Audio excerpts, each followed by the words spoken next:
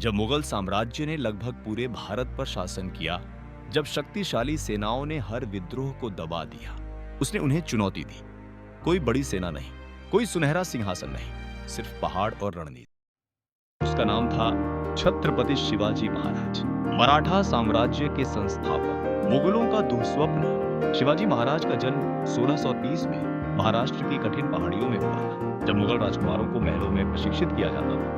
One Shivaji के कवच बनते हैं। उनकी माता जीजाबाई ने उन्हें राम, कृष्ण और धर्म की कथाएं सिखाई। उनके गुरु दादोजी कोंडदेव ने उन्हें प्रशासन और युद्ध कला का प्रशिक्षण दिया। लेकिन शिवाजी ने अपने सबसे बड़े पाठ प्रकृति से ही सीखे। पहाड़ ही उसके किले बने, जंगल उसके ढाल बने। मुगल साम्राज्य विशाल था, उनकी सेनाएं विशाल थी, उनके सेनापति डरावने थे। वे मानते थे एक छोटा राजा हमें चुनौती नहीं दे सकता। वे गलत थे। शिवाजी ने मुगलों से उनके तरीके से युद्ध नहीं किया। उन्होंने युद्ध की एक नई शैली ईजाद की, गुर्रिल्ला वॉरफेयर। शिवाजी महाराज ने एक जानलेवा रणनीति अपनाई, जिसे कहा जाता है कणिवी कावा, शत्रु की चाल। खुली लड़ाई नहीं, गति बड़ा आकार, आश्चर्य बड़ा शक्ति, भूगोल बड़ा संख्या।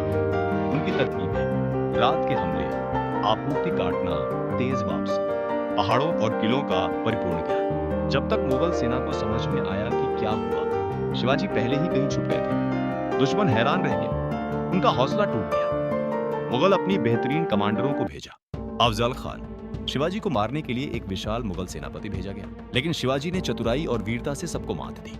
वागन खां, बाघ के पंजे के साथ और छुपा हुआ कवच। और शिवाजी ने अफजल खान को हराया, सिर्फ ताकत से नहीं बल्कि रणनीति से। संदेश साफ था, शिवाजी महाराज को आसानी से हराया नहीं जा सकता। साल 1674 में शिवाजी महाराज का राज्याभिषेक हुआ, छत्रपति रायगढ़ किले में। यह सिर्फ एक राज्याभिषेक नहीं था, यह एक ऐलान था।